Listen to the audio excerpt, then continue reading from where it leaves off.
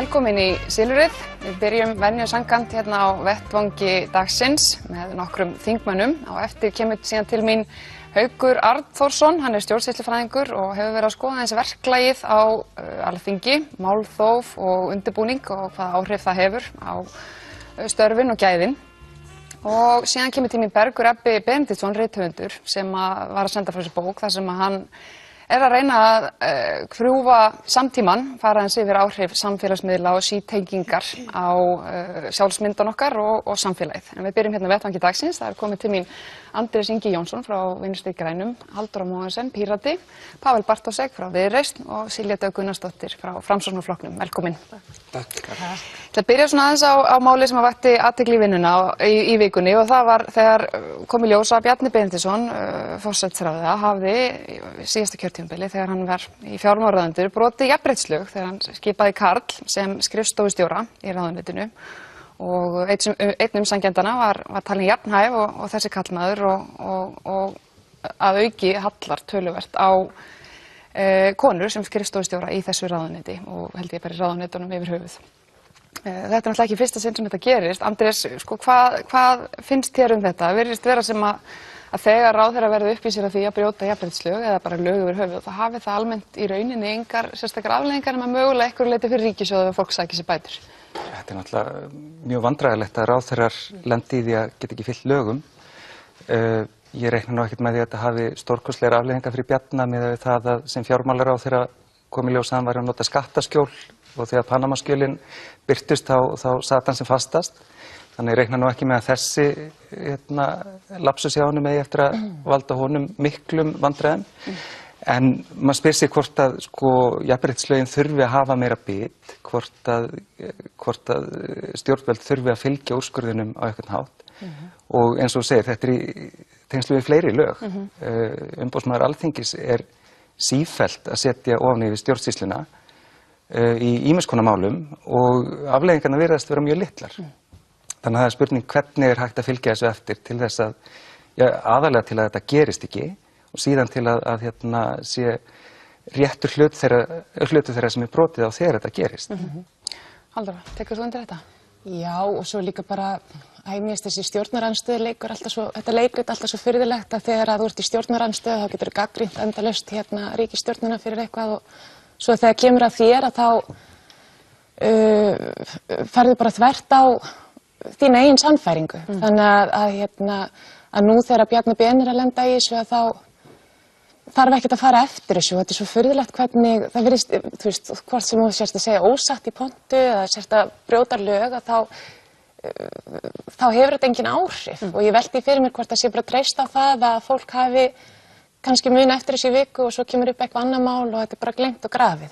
Þannig að auðvitað þurfa gagnrýndi Jóhönnu á sínum tíma mjög harðlega og laði til að spurði hvort að hún var ekki íhuga að segja af sér og hann er núna komin í sömu stöðu. Nákvæmlega og þetta auðvitað er það þannig að ef það er eitthvað lög að það á að fara eftir þeim og það eiga að vera afleiðingar við því að fara ekki eftir þeim, annars eru launarinn tilgangslaus. Til hvers að hafa lög var ráðherrar þurfi ekki einu svona að fara eftir lögunum. Þannig að auðvitað þarf að laga þetta. Já. Pavel, hvað segir þú um þetta? Viðreisn hefur nú verið svona áberandi í þessum jafnréttismálum á þessu kjörtímabili og var í kosningabaráttunni líka. Hvað segir þú um þetta? Á þetta hafa eitthvað afleiðingar fyrir ráðherrann? Því er ekki að deila við dómarinn í þessum málum, það er bara kærunefndin sem kemst að þessari niðurstöðu og það með nefndu Bjarna hérna áðan, þá fannst mér bara svo ég segi það, mér fannst þetta útspil hans á sínum tíma, það krefja Jóhönnu Sigurðardóttur einhvern veginn afsögn, mér fannst það nokkuð augljóst pólitískt högg og ég var ekki á því að Jóhanna Sigurðardóttir ætti að segja af sér á þeim tíma, en þá er ég svona konsekvent í því að ég held að ég mun ekki greiða atkvæði með vantrausti á Bjarna Benediktsson út af þessum, en hann verður þetta bara, hans vini verður bara að svara fyrir þennan pólitíska bjúgverkul sem kemur núna í andlit á honum út af því að þetta gaf hann ákveðið kynna á sínum tíma. En hvað segirðu þú veist nú, það er oft verið rætt um það að það þurfi alveg óbáslega mikið til og kannski óvenjulega mikið til á Íslandi til þess að ráðherrar segja af sér. Það þarf að vera einhver algjör katastrófa, nefni bara lekamálið sem dæmi og þau hafa náttúrulega verið og Sigmundur og Panamaskjölin. En þarna eru ráðherrar ítrykkað, þetta kom fyrir Jóhönnu, þetta kom fyrir Ögmund og þetta kom fyrir Svandísi, þetta er allt tiltölulega nærtæk dæmi. Væri það ekki eðlilegast að menn stigu til hliðar eftir að hafa bara brotið lög og gætu það jafnvel komið aftur síðar að menn öxluðu einhvern veginn pólitíska ábyrgð á því að fara í rauninni gegn þeim lögum sem þeir setja sjálfur. Ég veit ekki alveg hvort að ég geti tekið undir það að það væri fullkomið eðlilegt að það veri alltaf niðurstaðan, sko. Í einhverjum tilfellum að ræða ákvarðanir sem ráðherra að taka bara, sko, stöðu sína vegna í stjórnsýslunni. Þannig ég er ekki endilega tilbúinn að taka undir það að það væri eðlileg krafa að í öllum svona tilfellum myndi ráða sér líðar, nei. Silja Dögg, hvað segir þú? Ég við sjálfur sér ekki miklu við þetta bæta. Ég bara tek undir orð félaga minna að þetta er náttúrulega mjög bagalegt að við vinnum við það að setja lög og það að ráðherra fari ekki að öllu eftir þeim er ekki gott og við þurfum að fara bara vandlega við þetta í sameiningu eins og Andrés og Halldóra nefndu hvort það sé einhvern veginn, hvort það þurfa að skerpa hérna á lögunum og gera þetta þannig að fólk eða ráðherrar nú nefndir þú hvað, 4, 5, 6 ráðherrar sem hafa brotið jafnréttislög og það segir manni það að lagaumgjörðin er ekki nógu góð. Ég held að það sé algjörlega niðurstaðan. En ég er líka svolítið svona sem, kannski dæmigerð miðjumanneskja, ég er nú líka svolítið sammála Pavel upp á það að ég veit ekki endilega hvort að við eigum að fara alveg að undantekningarlaust að þá eigi ráðherrar að segja af sér ef að þetta kemur upp. Ég held að það þurfa að skoða hvert tilfelli fyrir sig en fyrst og fremst að endurskoða kannski lögin með þetta í huga þannig að þetta gerist ekki. Svo ég bara á þetta, ég hef nú lesið þennan úrskurð, þá náttúrulega ef við ætlum að hafa lögin svona áfram eins og þið eru, þá verður þá bara ráðherra átt að segja á lögin eru með þeim hætti að þegar hæfisnefndin er búin að meta 2 aðila jafnhæfa og kynjahlutföllin er ekki jöfn, þá þarf greinilega mjög mikið til að mat ráðherrans einhvern veginn á hæfi snúi við þeirra innra mati. En ég meina Bjarni Benediktsson veit þetta væntanlega ágætlega og hann er væntanlega ágætlega meðvitaður kynjastöðuna af skrifstofustjórum í ráðuneytinu sínu. Væntanlega, en væntanlega hefur hann metið eins og nokkru aðrir ráðherrar þannig að það væri ákveðið svigrúm sem ráðherrar hafa til þess að meta hæfi umfram það sem hæfisnefndin gera, en það mat er greinilega miðað við niðurstöðu jafnréttisnefndar ekki jafn mikið og ráðherrarnir telja. Svo líka spennandi hvort við gerum ekki meiri kröfur til fjármálaráðherra því að hann er starfsmannastjóri ríkisins. Hann er með alla kjarasamninga, hann er með öll réttindi opinberra starfsmanna á sinni hendi. Þannig að það forsætisráðherra. Hann var fjármálaráðherra þegar? Hann var fjármálaráðherra þegar þetta gerist. Þannig að sko þessum tíma þá hefði hann átt að vera sá maður í stjórnsýslunni sem að væri með þessi mál mest á hreinu. Þannig að það að síðasta skrefið í ferlinu sé maður og mann viðtal ráðherra við umsækjendur, þar sem hann leggur sjálfur upp eitthvað mat sem að síðan bara passar öðrum umsækjendanum miklu betur. Það passar ekki alveg við hans stöðu. Svo er þetta líka spurningum hvort að maður spyr sig hvort honum sé svo bara alveg sama út af því að hann veit að afleiðingarnar eru engar. Maður velti því fyrir sig. Þið farið við þetta. Það var annað sem að vakti töluverða athygli í vikunni og í rauninni fór allt bara á hliðina í þinginu og það voru fréttir af sameiningu eða því að verið að skoða í menntamálaráðuneytinu sameiningu Tækniskólans og Fjölbrautaskólans við Ármúla. Og það komið fram að það sé sjálfsög ekkert búið að ákveða þessum málum og þetta sé í rauninni bara til skoðunar eins og sagt er. Stjórnarandstaðan tók þetta óstindu upp að þurfa að lesa þetta í fréttum en ekki fá þetta frá ríkisstjórninni. Hvað er það sem að truflar ykkur helst, Andrés? Sko, ég á ennþá eftir að sjá fagleg eða rekstrarleg rök fyrir þessari ákvörðun ráðherra að láta skoða þessa 2 skóla sérstaklega. Það er talað um að það þurfa að styrkja starfsnám, það er talað um að sé fækkun á nemendum í framhaldsskólum, þetta er allt satt og rétt. En við bregðumst ekki við þeirri stöðu með því að setja af stað athugun á 2 skólum af fleiri tugum skóla í landinu.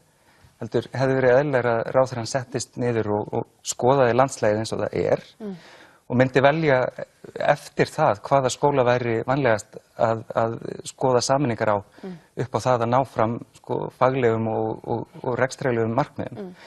En það sem gerist hins vegar er að bara hann er rétt sestur í embætti þegar hann í febrúar felur þessum 2 skólastjórum að kanna möguleika á sameiningu. Og ég fæ ekki séð annað en að það sé bara hans pólitíska ákvörðun, ekki endilega byggð á neinu faglegu mati. Ég meina það náttúrulega ýmislegt við þessa skóla sem að einhverju leyti líkt. Það er sterkt starfsnám þarna, mikið af töluvert af eldri nemendum og svona fjölbreytt nemendasamsetning. Það er svona kannski... Það er alveg rétt, en það er líka mjög ólíkt rekstrarform á þessu. Annar skólinn er einkahlutafélag. Það hefði kannski verið einfaldara að skoða, við erum með skóla sem eins og FA eru með þessa blöndu á höfuðborgarsvæðinu, FB, Borgarholtsskóli, MK, þetta er allt saman skólar með starfsbrautum sem að mætti skoða að reka, þetta eru opinberir skólar sem var hægt að nota til að styrkja hvern annan. En í staðinn er valin þessi leið að skoða hvort sé ekki hægt að einkavæða einn af öflugustu framhaldsskólum opinbera kerfisins, koma honum í hendur einkaaðila, sem að ég fæ ekki séð annað en að grafi bara undan kerfinu. Af því að FA hefur, eins og þú segir, sinnt eldri nemendum sérstaklega vel. Hann er líka rómaður fyrir að taka á móti fólki sem að hefur ekki rekist nógu vel í öðrum skólum og koma því í gegnum stúdentspróf.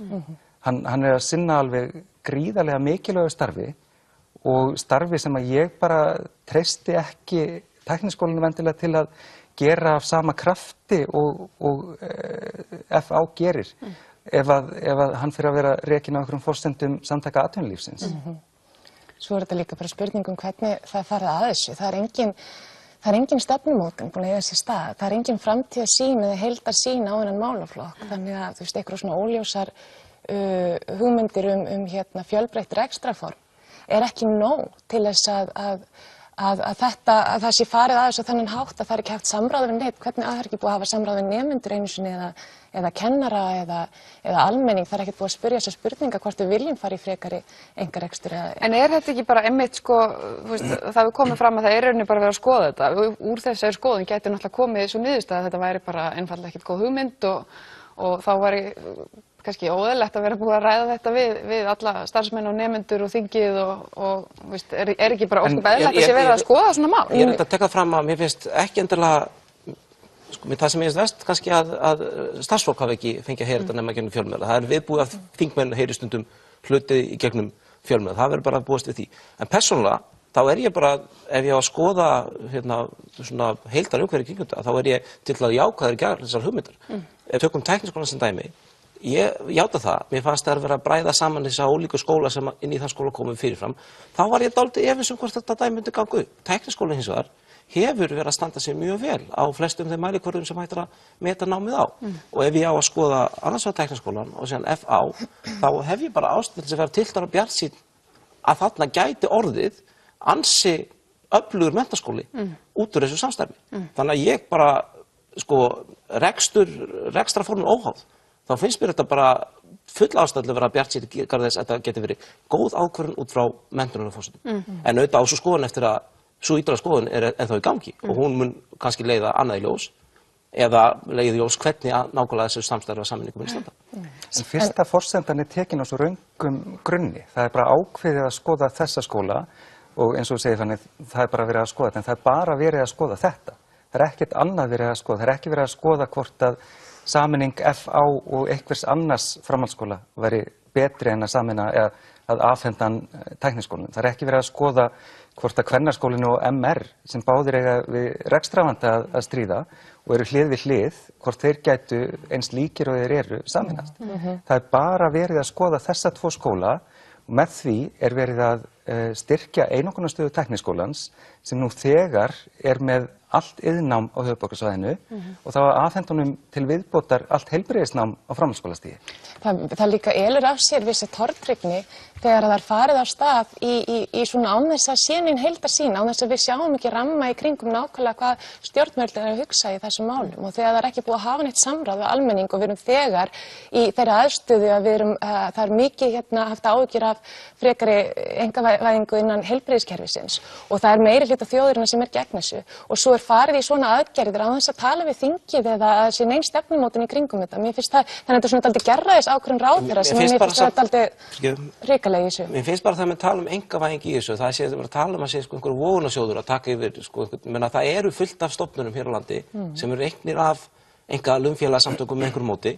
Tækniskólinn er eitt þeirra, Meina, það er verið að setja að fá nýja menntaskóla í tónlistanámi sem einkaaðilar koma að. Ég meina, ég ætla ekki að banka í borðið og segja fyrst einkavæðing í menntakerfinu, það bara gerist hér að það kemur fólk. Tækniskólinn er náttúrulega, hann er í eigu samtaka fyrirtæki í sjávarútvegi, samtaka iðnaðarins, Samorku, iðnaðarmannafélagsins og það til dæmis er bannað að greiða sér út arð þaðan, þannig að þetta er svona kannski ekki alveg þessi einkavæðing eða þessi vonda hlið einkavæðingar sem fólk vekur hugrenningar. Ég skal alveg segja það, sem er allt í lagi, það er allt í lagi að hafa einkarekstur. Allur hagnaður notar ekki til þess að þetta þarf að vera gegnsætt ferli, þetta þarf að vera opið og við þurfum að eiga samræður í þjóðfélaginu áður en að fara að staðið aðgerðir. Ég skal bara segja það, ef til stæði fyrir nokkrum að sameina menntaskóla hraðbraut við einhvern menntaskóla, þá myndi ég ekki styðja það hugmynd af faglegum forsendum. Hins vegar finnst mér Tækniskólinn vera það góð skóli, að Fjölbrautaskólinn það góð skóli, að mér finnst full ástæða var bjartsýn þetta geti ekki vel eftir.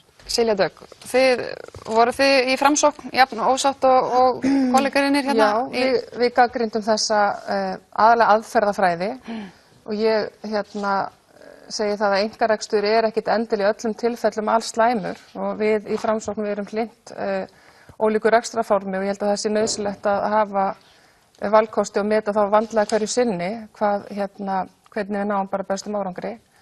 En aðferðafræðin, akkurat, ég tek undir það að hún var ekki góð og það kom fram í umræðum á þinginu eða í fundarstjórn forseta sem var náttúrulega fáránlega vettvangur til þess að ræða þetta mál í sjálfu sér, að Fjölbrautaskóli við Ármúla, hann er mjög vel rekinn skóli.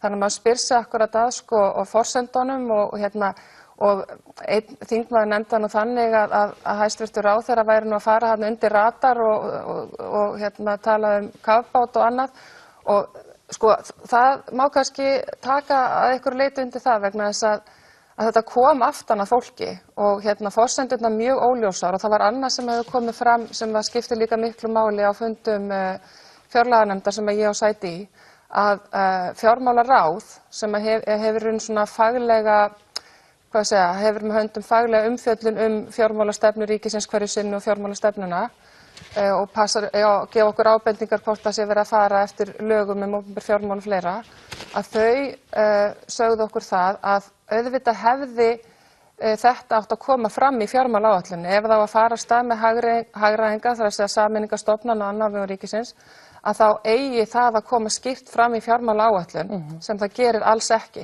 og þetta er mjög gagnrýnivert, eitt og sér. Svo er líka talað það að þegar að það var fyrir 2 árum síðan stytt framhaldsskólanámið úr 4 árum niður í 3 ár, að þá fengu kennarar þau loforð að þeir myndu samt áfram fá sömu fjárveitingu inn í skólana. Að það myndi, þannig að þeir myndi í raun og vera að hafa meiri peninga til þess að spila úr og færri nemendur.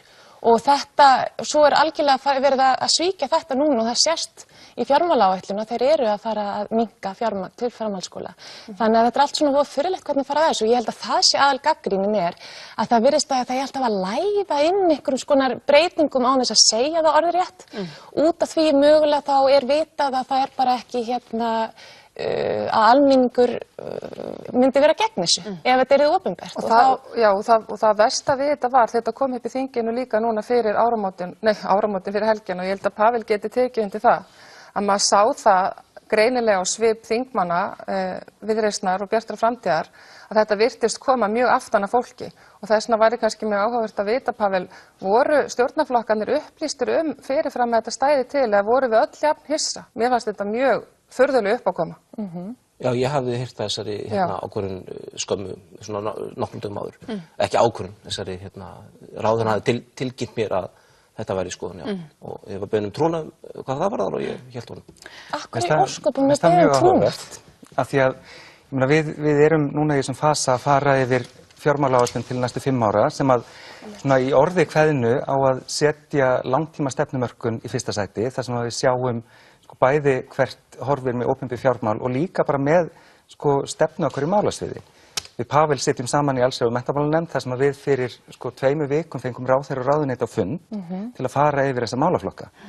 Þar talaði ráðherra einhverjum almennum orðum upp úr stefnu yfirlýsingu ríkisstjórnarinnar að þeir séu spennt fyrir því að vera með fjölbreytt rekstrarform í menntakerfinu. Það var ekki minnst orði á þetta konkrétt dæmi sem þó var búið að vera í gangi í 2-3 mánuði. og það að hálf nefndin hafi vitað af þessu á undan restina af nefndinni á sama tíma og við erum að vinna í þessu langtíma stefnumótunarverkefni saman, þykir mér alveg, mér þykir það eiginlega bara brjálæðislega gamaldags vinnulag. Já, þetta er bara svona lýsandi dæmi vanvirðinguna sem að er fyrir þinginu og fyrir þingmönnum. Akkur getum við ekki unnið betur saman? Að þessi trúnaður þetta í staðinn fyrir að upplýsa alla þannig að við getum öll verið jafn upplýst þá vinnu sem að er framöndan. Þeir sem hafa farið gegnum sameiningastofnana eða fyrirtækja, og ég hef alveg upplifað það að vera í fyrirtæki sem hefur gengið gegnum fjármögnun eða verið keypt upp, vita það að það er ýmislegt í gangi hverju sinni og það er ekki endilega ástæða til þess að láta uppi allar hugmyndir sem kunna og kunna ekki verða veruleika. Einfaldlega vegna þess það er betra að starfsfólk heyra þeim fyrst og heyra á þeim tíma sem búið undirbyggja það nægilega vel að sé eitthvað konkrétt til að tala um. Vegna spurningar sem vakna þessar starfsfólk eru eðlilegar. Mun ég halda vinnuminni? Mun starfsefni færast? Mun vera sameinuð? Hvað er verið nafnið á nýju stofnunni? Allar þessar spurningar sem komu upp er þess eðlis að það er gott ef að þeir sem standa að því að koma Hrindarsson í framkvæmd eru búin að vinna einhverja vinnu og hafa svörin á hreinu. Og núna erum við alltaf í mikill óvissu sem er mjög óöfnileg fyrir starfsfólkið. Er ekki hægt að treysta okkur hinum þingmönnum í minnihlutanum til þess að halda trúnaði? Það er spurning. En að því að þú berð þetta saman við breytingar innan fyrirtækja, skólar eru ekki fyrirtæki. Opinberir framhaldsskólar eru allt öðruvísi heldur en þessi fyrirtæki sem að þú hefur fyllt í gegnum breytingar. Lykillinn að því að breytingar á menntakerfinu gangi upp eru að það sé talað við alla frá fyrstu stigum. Að kennarar séu alltaf með í þessu, að nemendur fá að fylgja með. Af því að ef að þú ert að setja svona breytingar af stað bara á toppnum, þar sem ráðherra handpikkar 2-3 stjórnendur úr hvorum skóla til að leggja upp gameplan sem á síðan bara kýla í gegn fyrir næsta skólaár, þá ertu ekki að sýna þessari stofnun virðinguna sem hún á skilið. Og sko ráðherra ber að upplýsa þingið og þegar ráðherra mæti fyrir þingnefnd og segir ekki orð, að eins og ég segi, þetta eru mjög alvarleg, og það er ekki hægt að afsaka þetta með því að svona hafi þetta alltaf verið og þetta svona ég bara að gera þessi leyndarhyggja og þessi pukur sem hefur verið í gangi. Þannig að við höfum öll og nú hefur þingið endurnýjast mjög mikið, við erum mjög ný eða nýleg sem hér sitjum og við höfum öll talað fyrir því að við þurfum að bæta vinnubrögð þingsins, bæta ásýnd þingsins, auka trausti þingsins. Ætla menn bara að halda svona áfram og því að svona hefur þetta alltaf verið gert. Það gerir það ekki neitt betra.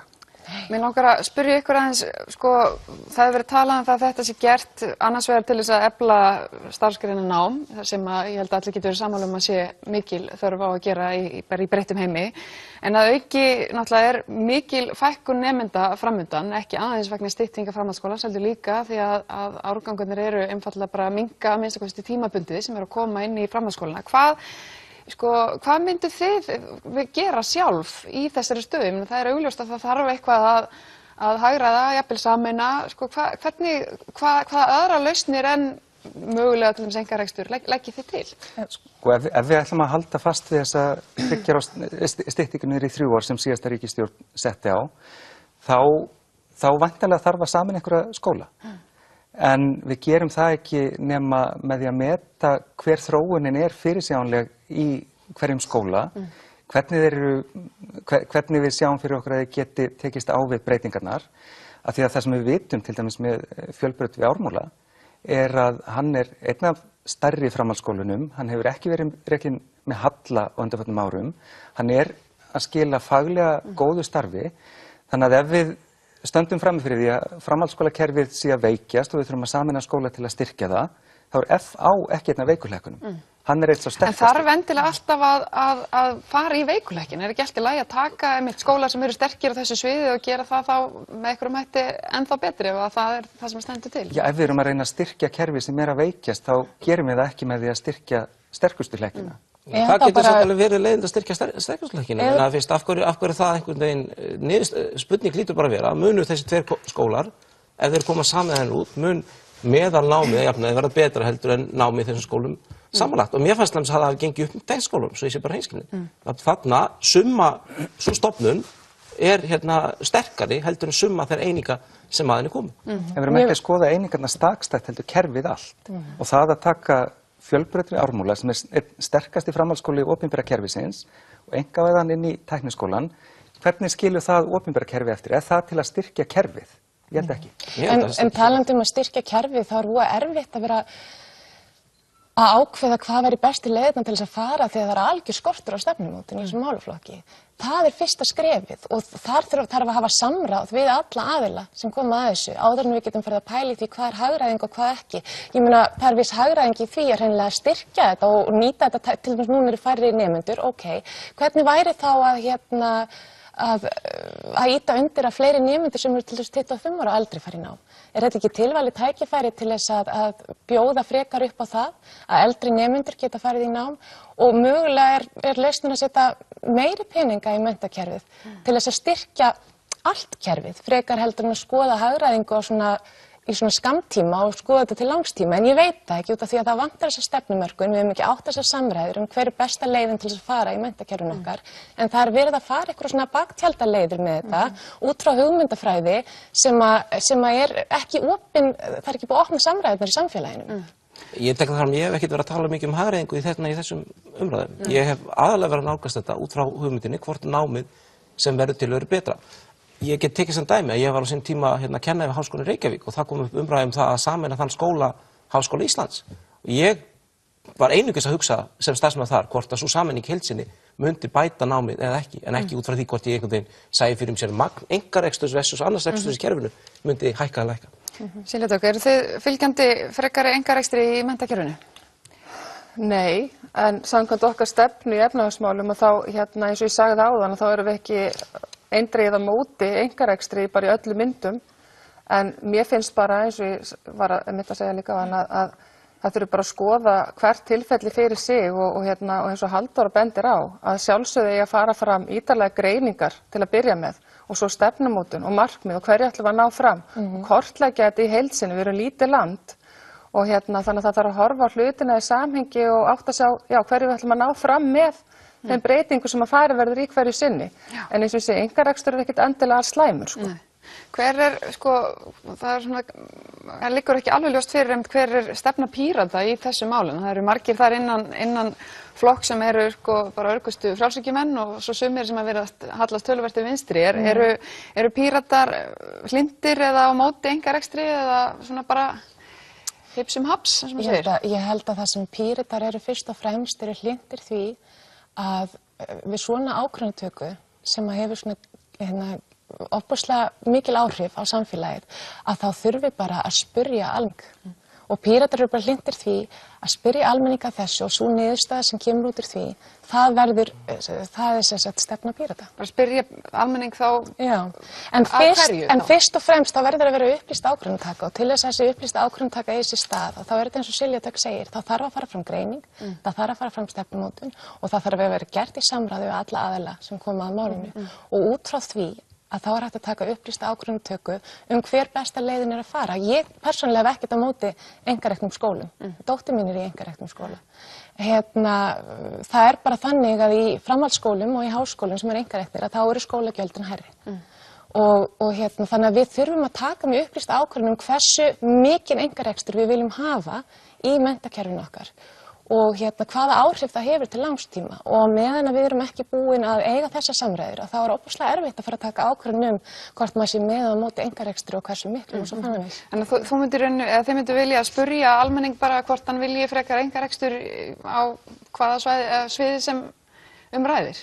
Já, út frá, en það verður þá að vera upplýst ákvörðunartaka þannig að út frá því fyrst þurfum við að safna okkur upplýsingunum til þess að geta tekið Þannig að þú myndir að spyrja almenningum bara einstakar sammenningar? Ég myndi bara vilja að þessi greining færi fram og til þess að byrja með og við myndum skoða þetta heildstætt yfir all kerfin og líka spyrja okkur varðandi heilbrigðiskerfi til dæmis líka. Það er reyndar búið að spyrja og það er alveg megin hluti almenning sem hefur engan áhuga á að frekar í einkarekstri eða einkavæðingu inn í heilbrigðiskerfinu. Þetta er enda mjög athyglisvert vegna þess að það er rétt að innan Pírata er fólk sem kalla sig frjálshyggjumenn en ég meina miðað við umræðu í þinginu þá sé ég engan sérstakann greinarmun á skoðunum Pírata annars vegar og Vinstri grænna hins vegar. Ég meina Píratar hafa einfaldlega bara tekið upp alla skoðunni Vinstri grænna í þessum efnum. Þannig að ég er svona velti fyrir mig hvort Þetta er nú ekki rétt. Jón Þór fór upp í pontu og sagði mjög greinilega að hann væri hlynntur einkarekstri. Já, en einhvern veginn aldrei í hverju skipti fyrir sig. Í hverju skipti fyrir sig þá kemur alltaf nákvæmlega sama gagnrýni sem kemur frá Vinstri grænum og það er alltaf lægi. Út af því að við erum að gagnrýna vinnubrögð. Það er málið. mér virðist sem í flestum málum, til dæmis í heilbrigðiskerfinu sem eigum eftir að tala hérna en fáum líklegast ekki mikið tíma til, þá hafa Píratar líka tekið upp þá skoðun Vinstri grænna að þegar deila kemur upp það hvort ákvæðarekstur sé heimilt samkvæmt lögum eða ekki, þá eigi skýlaustaka afstöðu með landlækni sem telur að svo eigi ekki vera.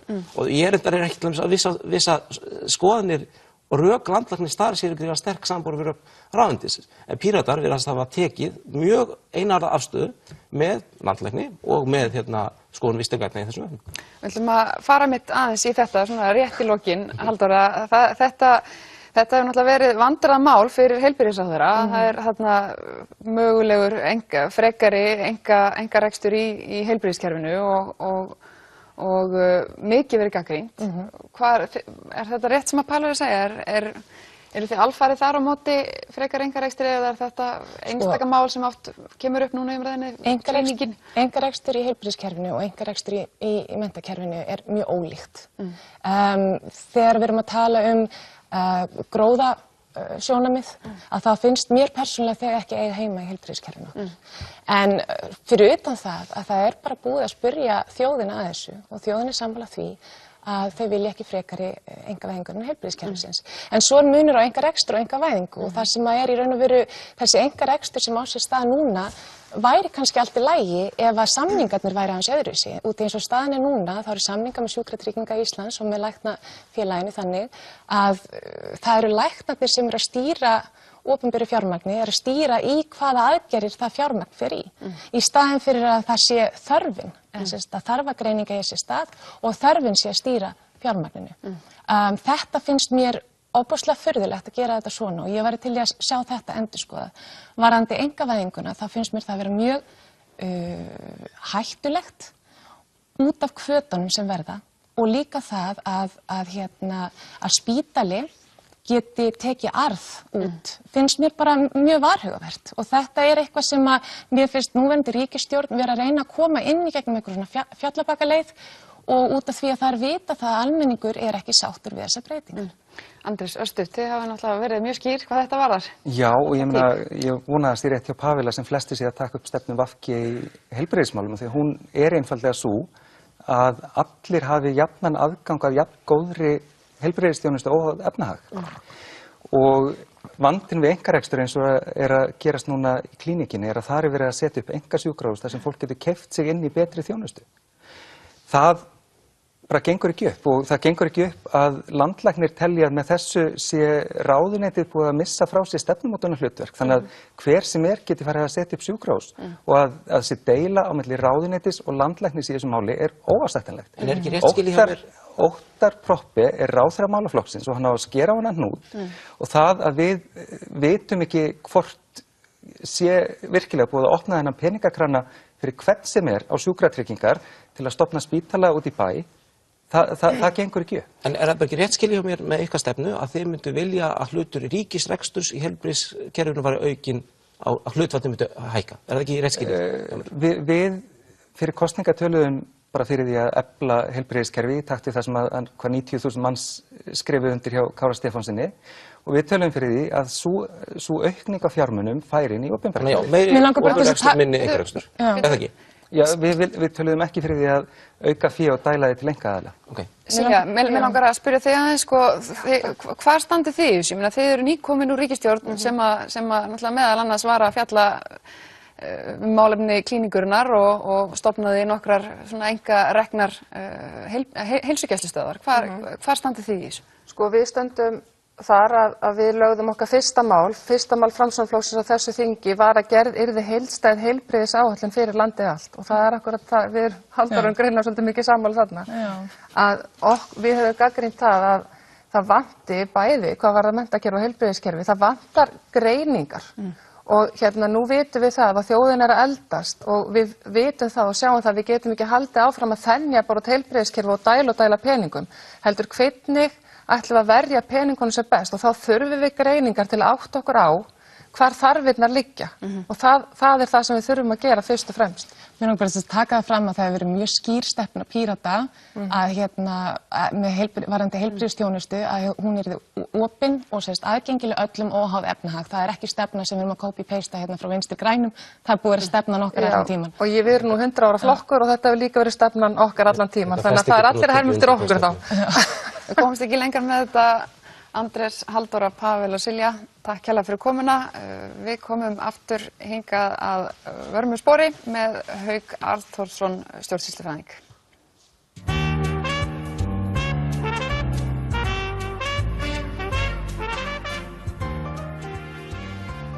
Sæl aftur, hann er sestur hjá mér Haukur Arnþórsson, stjórnsýslufræðingur, velkominn. Takk fyrir. Þú hefur rannsakað þingstörfin á Alþingi í 24 ár, síðustu 24 árin, eða semst frá 91 til 2015 og þú birtum þetta greinar á með fyrirlesturinn daginn, þar sem fórst aðeins yfir svona niðurstöðunar og meðal þess sem að þar kom fram var að það megi líta svo á að skipulagið Alþingi sé frekar veikt og það bitni mögulega á gæðum lagasetningar og síðan að málþóf sé hérna stundað í talsverðum mæli. Segðu mér aðeins byrjum aðeins á málþófinu. Þú tókst saman svona tölugögn og það er svona nokkuð sláandi niðurstöðunar varðandi það í hvað tími þingmanna er að fara. Já, málþófið hefur verið ósku svipað lengi. Það hefur verið, þau gögn sem ég er að vinna eru frá 91 þegar að þingi fyrir eina deild og málþófið hefur verið ósku svipað allan tíman með litlum frávikum og það er á hverju ári eru heildarþingfundatími svona 700-750 tímar. Hann er nærði að vera 500 tímar á ári í nágrannaþingunum. Þannig við getum sagt að hér eyði þingi meiri tíma í þingsalnum sem nemur svona tæplega 50% miðað við það sem er úti og það þýðir að það þarf að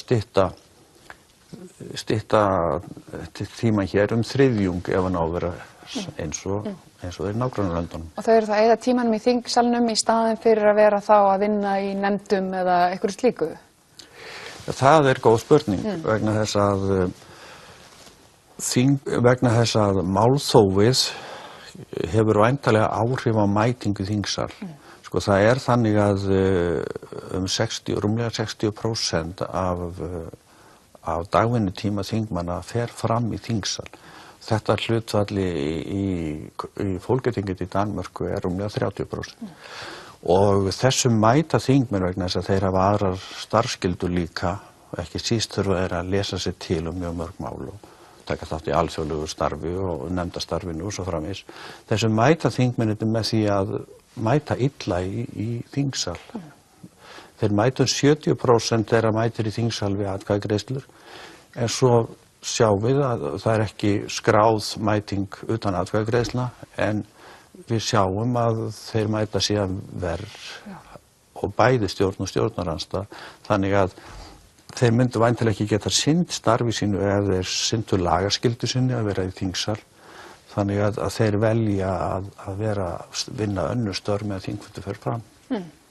Og hvað er það í rauninni sem að veldur þessu? Af hverju erum við að taka svona miklu meiri tíma í þingstörfin eða sem sagt þingsalnum heldur en eins og nefnir Danmörku? Hvað er það í þeirra skipulagi sem gerir það að verkum að þau geta forgangsraðað sínum tíma með þessum hætti sem þú nefnir? Það er mjög sennilegt að það varði samninga niðurstöðu mála. Stjórnarandstæðan er með málþófinu að koma sér í samningsstöðu og næri yfirleitt samningum mála þar sem það er sameiginlegt nefndarálit af jafnaði 70% mála og 30% mál fara í gegnum meirihluta áliti nefnda. Þannig að við getum notað þessi hlutföll og sagst að stjórnarandstæðan nær ansi oft samningum og hún gerir það, hún neyðir ráðherrana til samninga með málþófinu. Nú í nágrannalöndunum er meira samið fyrirfram. Það eru það sem sagt jafnvel gert í ráðuneytunum áður en máli kemur fram í þingið og þá eru Meðan verið er að útbúa frumvörpin. meðan verið er að vinna máli, bara á fyrri stigum málsmeðferðarinnar, sko, áður en það kemur í þingið. Og er þá verið að kalla eins og núna kynna ráðherrarnir frumvörpi sín í ríkisstjórn og síðan ferða inn í þingi og þaðan í nefndir og það er kallað eftir umsögnum frumvörp, er þá verið að gera það til dæmis bara inn í ráðuneytisvinnunni? Og er þá stjórnarandstaðan, kemur hún að einhverju leyti að ráðuneytisvinnunni á þessum fyrri stigum? Stjórnarandstaðan kemur ekki að málinu á fyrri stigum. Hún sér máli fyrst þegar er lagt fram í þingsal, en hins vegar eru ráðuneytin byrjuð að hafa samráð. Þetta er í rauninni þannig að ráðherra leggur fram mál sem yfirleitt samkvæmt hans pólitíska vilja. Á nágrannalöndunum leggur ráðherra væntanlega meira fram mál sem búið er að semjum og er ekki akkurat eins og hann vill. Hér er ráðuneytið að byrja samráð og samráðið er náttúrulega fyrst og fremst við fræðasamfélagið annars vegar og hins vegar hagsmunaaðila. Það fer fram hjá nefndum Alþingis núna og þess vegna eru sem sagt og á Alþingi fer fram í dag sem sagt samráð við fræðasamfélagið, hagsmunaaðila og svo að lokum eru samningar við stjórnarandstöðuna í meirihluta tilvika og þessi samningar málin getur ráðherra svo verið að gera alveg á lokastigum þess, jafnvel á 2-3 síðustu dögum þingsins og þá er orðið svo lítið svigrúm til þess að huga að gæðamálum, huga að áhrifum lagana og annars slíkt og sérstaklega ef þeim mikið breytt. Og stórum lögum er breytt, kannski yfir 30% orðana er breytt í meðferðum þingsins. Þannig að þegar að þingið er komið með lagasetningu þá getur hún verið tölvöld mikið öðru sem lagt þar upp með ráðherranum í upphafi. Og þú skoðaðis gæði lagasetningar, það er verið að klára hluti, oftast eru menn komnir í tímapressu, það er verið að klára hluti með því að semja við stjórnarandstöðuna og lokasprettinum. Þú tókt saman einhverjar tölur og það sem hægt er að álykta gæði lagasetningar. Hvernig er þetta að koma illa út fyrir löggjafann? Þarf hann mikið að draga tilbaka sem hann er að gera að breyta því eða er sjáanlegt að gæðin minnki með þessum starfsháttum? Það eru svona sterkar ábendingar það. Það má auðvitað deila það hvað eru góð lög og hvað eru ekki góð lög og allt það. En gæði lagasetningar má meðal annars breyta með því hvað þeim er breytt oft eftir að þau eru sett. Hvað þarf að breyta þeim oft, hvað neyðist þingið til þess að breyta þeim oft. Og að meðaltali er nýsettun heildarlögum breytt með 2,5 breytingalögum fyrstu 5 árin á gildistíma þeirra. Það á þó ekki við stórmál, þannig að stóru pakkarnir sem eru yfir 12.000 orð, þeim er breytt með 5,6 breytingalögum. Og við verum að muna að í hverjum breytingalögum geta verið margar breytingar. Þannig að við erum að tala kannski að jafna því breytingar sem er kannski frá 5 til 20 breytingar á hverjum stórum lögum sem er gert á fyrstu 5 árunum. Nú þetta hef ég ekki borið sama við þinginu á Norðurlöndunum en að svo miklu leyti sem ég hef unnið í þeirra gögnum þá hef ég ekki séð þessi smálög þar. En hvað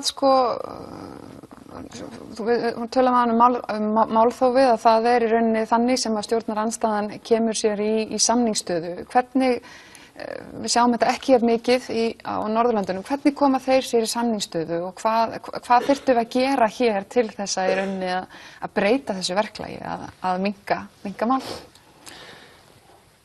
Þetta er náttúrulega ansi hápólitísk spurning og fer eiginlega út fyrir það sem ég hef, þau gögn sem ég hef og það rannsókn sem ég hef gert. En ég get svarað því bara sem hver og einn kjósandi að í Danmörku er stjórnarandstaðan með málskotsrétti. Það sé 1/3 þingmanna getur vísa máli til þjóðaratkvæðagreiðslu. Það er auðvitað mjög voldugt vopn vopn í höndum stjórnarandstöðunnar og gerir það væntanlega verkum að ráðherra semja við hana fyrirfram. Það er ekki mikið nýtt, þetta? Nei, það hefur, mér minnir að þessi málskotsréttur hafi verið settur á 1953 og hann hefur verið nýttur einu sinni og það er langt síðan. Nú hins vegar á hinum Norðurlöndunum þá virðast ráðherrar einfaldlega semja fyrirfram og í ráðuneytunum að minnstakosti í Danmörku og þá er samið við leiðtoga stjórnarandstöðuna fyrirfram og þá þá er málið miklu lengra komið þegar það kemur til þingsins og þá er stjórnarandstöðan sömuleyti búin að binda hendur sínar og þá verða verkefni þingsins við lagasetninguna tölvöld mikið önnur. Þannig að þetta er heilmikil menningarbreyting að fara yfir í norræna módelið og gerir það þá að verkum að ráðherra þyrfti í rauninni að vera með samráð út í þjóðfélagi líka hjá sér auk samningarnir við stjórnarandstöðuna. Ef að við kemum þessu fyrirkomulagi á þá gæfist tækifæri til þess að gaumgæfa lagasetninguna miklu betur á Alþingi og eins og segja verkefni myndu breytast á Alþingi og í nefndum þess ef að ráðherra væri komið lengra um mál. Nú var umræðum málþóf er ekkert nýja nálinni og lögum hefur nú verið breytt áður til þess einhvern veginn að reyna að stemma stigu við þessu, ekki satt, og þá var í rauninni hámarksræðutíminn styttur. Hvaða afleiðingar sér það hafi haft? Já, það var 2007 sem var tekið á þessum löngu ræðum. Hér áður fyrir voru langar ræður fluttar í málum sem áttu að stöðva, gjarnan fluttar í þeim málum og þær voru kallaðar eitt hjörl eða svona til gamans. Og 2007 eru settar reglur takmarkaðan ræðutíma en þá er jafnframt opnað á aðra möguleika og frá hruni, þessi möguleika voru fyrst og fremst notaðir eftir hrun og frá hruni þá hefur hlutur andsvara og hlutur umræða störf þingsins og fundarstjórn forseta farið úr öllu valdi og það er breyting á málþófinu. Það má miklu frekar segja með því að nota þær málategundir þá sé stjórnarandstaðan að hindra störf þingsins meðan að nota lönguræðuna þá var hún meira að hindra einstök mál, hún var að vera með málþófi hverju máli. Nú ég get nefnt sem dæmi þetta að ef við berum saman fyrir og eftir hrun þá hefur andsvörum fjölgað 4.000 og það þýðir 133 klukkustundir á þingi sem að andsvör eru núna og umræður störf þingsins og fundarstjórn forseta þeim hefur fjölgað úr 300 í 3.000 fyrir og eftir hrun og þær taka á 90 klukkustundir þannig hérna eru við farin að tala 230 klukkustundir í þinginu eða hátt í þennan þriðjung sem þarf að minnka þess að þarf að stytta ræðutíma til þess að sambæra Norðurlöndin sem bara þessum tveim tegundum. Þannig að svona hefur málþófið breyst. Menn að tala þá í rauninni styttra en þá oftar bara? Já. Ein spurning svona rétt í lokin, er þessi óskilvirkni áhyggjuefni? Er þetta eitthvað sem er brýn þörf á að gera eitthvað í og breyta? Ég tel það nú, já. Það hafa nýlega komið upp dæmi þar sem Alþingi hefur samþykkt lög sem svo þarf að taka tilbaka. Það eru minnst 2 dæmi slíkt í vetur þar sem hafa slík mál komið upp á. Nú það er náttúrulega svo að við búum í sífellt flóknara þjóðfélagi og það þarf að gaumgæfa mál mjög vel. Við erum að setja lagasetningu á sífellt fleiri sviðum. Nú síðan getum við sagt að þessi vinnubrögð sem eru ástunduð eða þessi menning, þingmenning, hún kemur kannski sífellt verð út eftir því sem samkeppnin tíma almennings meiri. Samfélagsmiðlar og menn vilja fá hnitmiðaða umræðu, stutt skilaboð en þú færð ekkert svoleiðis á þinginu. Haukur, kærar þakkir fyrir komuna. Bergur Ebbi Benediktsson rithöfundur sest hjá mér hérna eftir örskamma stund.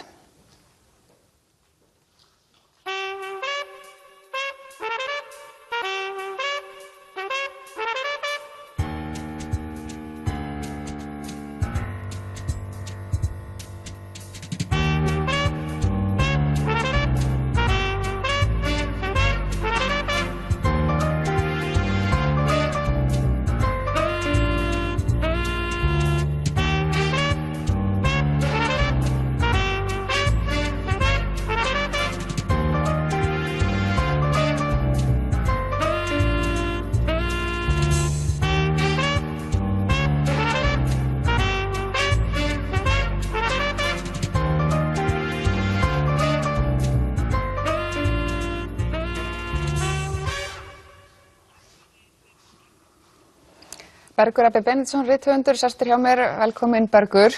Þú ert nýbúin að gefa hérna út bók, Stofuhiti, þar sem að þú tekst á við það verðuga verkefni að svona greina samtímann. Þetta fari yfir samfélagsmiðla og sjálfsmyndir og þessa síntengingu og þetta svona málefni sem að hefur að miklu leyti, kannski fyrir utan þegar talað um svona lýðræðisvitund, miklu leyti við talað svona í neikvæðu samhengi. Að sem sagt, við séum að lifa í einhvern gerfi heimi og mynda gerfi tengingar og þetta sé tímaðislega og svo framvegis. Þú hins vegar ert svona tiltölulega jákvæður. Ef við byrjum aðeins á samfélagsmiðlunum, þú talar mikið, eitt meginþráður í bókinni er það sem þú talar stemningu eða filter. Við séum svona að hjúpa líf okkar með einhverjum hætti, segðu mér aðeins frá því. Já, ég vil kannski byrja á að segja að ég reynir enda bara að nálgast öll þessi mál svona nokkurn veginn móralslaust. Sem sagt án þess að vera með einhvern svona siðferðislegan merkimiða á öllu. Þannig að þó að, já, ég held að það sé rétt, ég held að sé svona jákvæður tónn í bókinni og ég sjá mjög margt jákvætt. En fyrst og fremst þá er ég bara að reyna að sjá þetta öðruvísi. Og það fylgir því líka, ég er ekki bara strax í einhverjum svona siðferðislegum fordómum það að þetta sé allt saman hégómi eða narsissismi eða vitleysa. En eins og ég segi þá er þetta svona, ég reyna að líta á þetta að þetta sé hvorki gott mjög slæmt heldur bara öðruvísi. Af því maður er þrátt fyrir allt með það mikla, komið bara með það mikla reynslu og ég sjálfur, þó ég sé bara mjög ungur, man náttúrulega eftir heimi þar sem þetta var ekki til og get speglað í rauninni þá reynslu við reynsluna í dag. En ég held að, til þess að koma að spurningunni þinni, þá held ég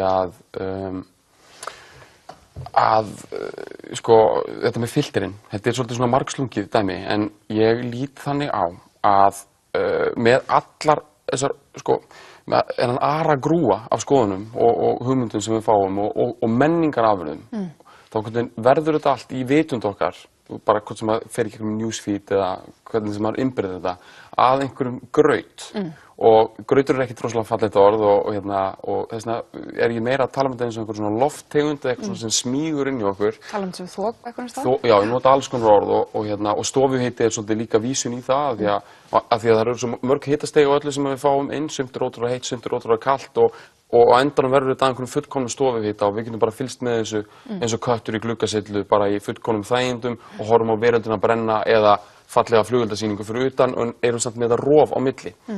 En filterin er bara eitt af orðunum sem ég nota og mér finnst það bara skemmtilegt af því að filterar eru eitt af þessum fyrirbærum sem að komu með samfélagsmiðlum þegar kemur að því að deila myndum. Að fyrir einhverjum árum þegar það byrjaði, þá fólk alltaf að setja filtera á myndir og oft gerði það myndir og augnablikið eins og það væri gamalt. Þannig að það var svona instant nostalgía komin. Þannig að við vorum komið möguleikuna á það að taka í nútíman og setja svona instant filter á okkur sjálf og búa til þetta rof viljandi líka, gagnvart umheiminum. Og það finnst mér spegla síðan á í rauninni þessa byltingu í heild. Og þetta þarf ekki endilega að vera neikvætt af því að leiðum maður bara fyrir að horfa á filterinn eða gasið eða þetta sem umlíkur og þokuna sjálfa sem kjarnan í málinu. En ekki eins og það sé að byrgja manni sín frá hinu raunverulega. Leiðum maður bara breytir aðeins hugsunni og hugsar að kannski er það sem að stundum bara kallað umbúðir eða hégómi, kannski er kjarnan sjálfan að finna það. Það er ekkert alltaf þannig, en það að prófa að líta veröldina á þeim augum er mjög áhugavert. Þú tala mikið um sjálfsmyndina og sem er svona, að því að sjálfsmynd hefur svona tvær merkingur í rauninni í íslensku tungunni núna, annars er bara svo mynd sem við höfum að sjálfum okkur síðan þessi nýju tegunda myndatöku, það er selfies. Og þú talar einhverju leyti um þetta sé bara leiðandi menningar fyrirbæri. Og svona kannski einhvern veginn svona bara eitthvað stef sem muni einkenna okkar kynslóð. Já, og ég er náttúrulega fjarri því að vera fyrstur að segja það eins og Oxford orðabókin valdi selfie orð ársins 2013. Nú mér svo orðið nokkur ár síðan það var og en það sem ég finnst bara svo áhugavert er það að við erum með sama orð yfir það sem er á ensku kallað svona identity eða sjálfsmynd eða hvað okkur finnst okkur sjálf og hvað við stöndum fyrir í veröldinni og hvað við trúum á og fyrir það sem við köllum að taka mynd á okkur sjálfum sem við póstum á netið sem að þannig að við erum með sama orð yfir eitthvað sem á að verða dýpsta í farið okkar og mikilvægasta og kannski eitthvað sem á að verða grunnasta og lítið augum að sé dæmi algjöran kannski skort á því sem við getum kallað identity eða sjálfsmynd að vera alltaf að biðja álit frá öðrum hvað maður á að finnast sjálfan sig. Mér finnst þetta svo ótrúlega áhugavert það sé svona þessi svona tveir pólar, svona mikið rof á milli, en samt þetta sama orðið sem við notum, út af því að ef maður lítur á þetta réttum augum, þá hefur þetta ótrúlega mikið sameiginlegt. Þegar við erum að taka sjálfsmyndir, þá erum við í rauninni að úthýsa hugmyndum okkar sjálf og hver við erum til annarra. Og það bara, það væri hægt að segja, og kannski segja eldri kynslóðir eitthvað, það bara minnumáttarkennd, skortur á sjálfstrausti og síðasta sort fyrir manneskju að gera það, að geta ekki bara verið stolt af sjálfur sér og fundið það með sjálfur sér á hvað hann trúir. Og það má vel vera þessi rétt upp á ákveðnu marki, en jafn mikið og það svoleiðis, þá það líka fallegt. Það líka falleg hugsun og felst í því hógværð að vera ekki það viss sjálfan sig og vilja fá álit samborgara sinna og fjöldans á því hver maður og á að vera. En maður skauta hratt yfir þetta, þú talar svolítið gagnaleika. Og þú ert með kenningu þar, innst inni vitum við í rauninni öll að allt það sem við setjum á netið og gerum á netinu mun og endanum leka út. Og svona, með alls konar pælingar í kringu þetta, hvað afleiðingar það muni hafa, segðu mér frá því.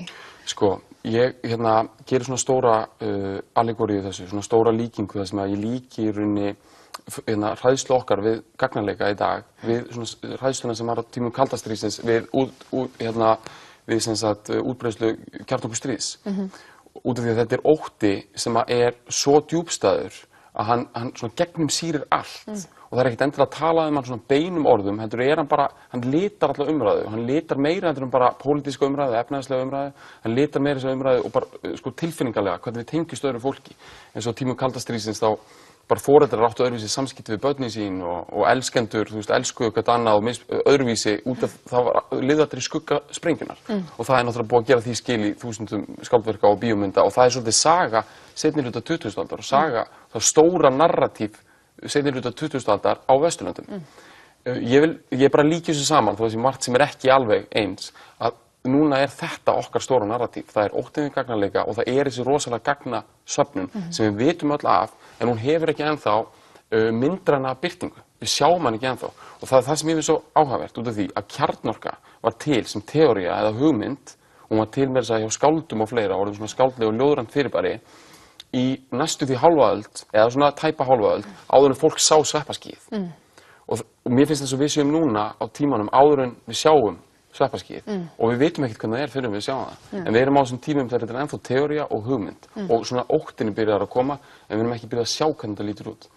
Heldurðu að það sé raunverulega þannig að allt sem við setjum á neti muni endanum leika út? Á endanum þá held ég að þetta sé bara teóría og hugmynd og narratív. Út af því það eru sagnirnar sem að stýra því hvernig við hugsum en ekki nákvæmlega hvort það muni gerast. Það er bara svo tilhugsun að það geti gerst. Hún nóg til þess að stýra öllu og það þannig sem að kemst fyrir að skilja þetta. Þannig að í stjórnmálum og svona, nú alltaf að vera gagnaleikar. Þú átt ekki að hugsa núna hvernig getur komið í veg fyrir það, fleiri öryggiskerfi og svo framvegis. Þú átt bara að átta því að leikreglunar eru allt aðrar. Þú átt bara að gera ráð fyrir að þetta geti gerst og þú átt bara að byrja að hugsa allt öðruvísi. Og þessi kenning sem ég að rekja svo að ég vil meina það að fólk bara að byrja að úthýsa sjálfu sér, leyndamálum sínum, ótta sínum og með því að úthýsa sem svolítið fyndið að nota þá var það svona svo eitthvað business orð, eitthvað svona outsourcing, byrja að opna sig meira og það partur af síðan þessum trendum og mynstrum sem við sjáum líka bara með að aflétta þöggun, alls konar hlutum, að fólk að fyrra bragði byrjað að segja frá hlutum sem að það hefur kannski áður skammað sig fyrir og út af því að það innst inni veit að það mun alltaf lifa í ótta, til dæmis ef það ætlar að fara fram í stjórnmál eða fleira og þetta eitthvað sem til dæmis Pírataflokkurinn hefur talað og fleira, en þetta þessi hugmynd það að þú getur ekki ná völdum, þú getur ekki í rauninni verið partur á umræðu og því þú ert alltaf svo hræddur það að vera afhjúpaður, þannig að þú gerir það á undan og tekur þannig valdið á í rauninni eigin sögn. Þú talar það í bókinni að sko það sem að þú hræðist mest sé ekki dauðinn eða eitthvað svona sem ósköp hefðbundin og svör við þessari spurningu heldur þú hræðist mest álit annarra, mannarsmissi jafnvel og svona í tengslum við þessa samfélagsmiðla. Já, ég tek reynda fram að ég hræðist dauða og ástaramissi og hluti alltaf mest og ég tek hann reynda sérstaklega fram en svona af kannski þessum meira hversdagslegu hlutum að ég ótta. Þá held ég að ég bara á endanum, ég get bara að tala fyrir sjálf mig og þess vegna bókin svolítið persónuleg og það má vel vera að sé ekki allir sammála en auðvitað þetta svona einn af stóru svona hræðslunum sem fólk býr við það álit annarra og sérstaklega bara jafningja og það það sem að hefur líka breyst núna maður ekki hræddur við það að fara upp til skólastjónans þetta ekki lengur þannig veröld sko. Þetta veröldin þar sem að samborgarar þínir eða jafningjar geta út af einhverju ástæðu haft álit á þér. En ég svona tek svo sem fram að ég óttast það ekki nema svona ákveðin svona teóriskan hátt, þá það eitt af því sem að held ég að brenni á mörgum. Já. Bergur Ebbi Benediktsson, takk hérlega fyrir komuna. Takk sem þess. Við komumst ekki lengra sinni, verðum aftur á viku liðinni í Silfrinu. Takk fyrir í dag.